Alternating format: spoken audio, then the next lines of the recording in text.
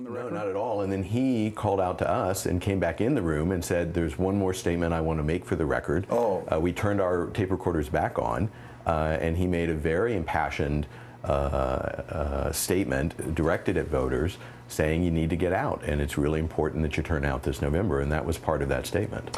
Adam, I got to tell you, if the president turns around, walks back in the room and says, oh, there's one more thing I want to say, that's as deliberate as it gets. How does that statement land on you? Does that make sense to you? I believe it was intentional, and I think it's important for the White House to know that I'm not aware of a single progressive leader who is telling people not to vote. I think we all acknowledge that having the Tea Party run Congress would be a disaster. But we have been consistently telling the president and the Democratic Party that they need to learn the lessons of the last couple of years. And the main lesson is you don't give up a fight before having the fight.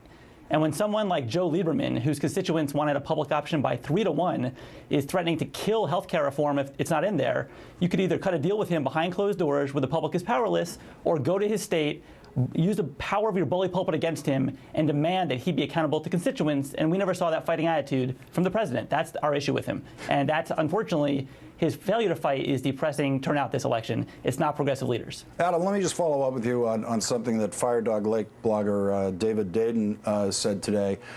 He asks this question about President Obama's intent. I think you're seeing 2 years' worth of friction spill out right before an election. Either that, or the White House has possession of some polling that says browbeating works. It's one or the other.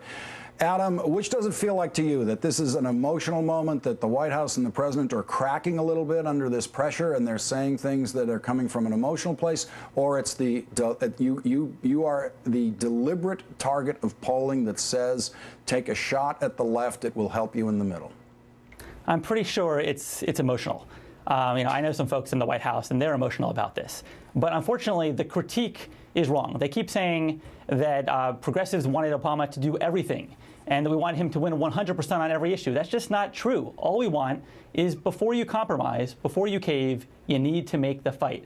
And polling consistently showed during the public option fight, during the Wall Street fight, that if Democrats were willing to fight harder, not softer, that it would be more popular with the public in addition to being good policy. So, we're saying to the White House, look, we're with you. Our group is making over 500,000 phone calls to voters to get out the vote for Democrats. We're getting out the vote, but you need to learn the lesson that if you want to prevent this from happening again, you have to be willing to fight and make your former voters enthusiastic to come back out again.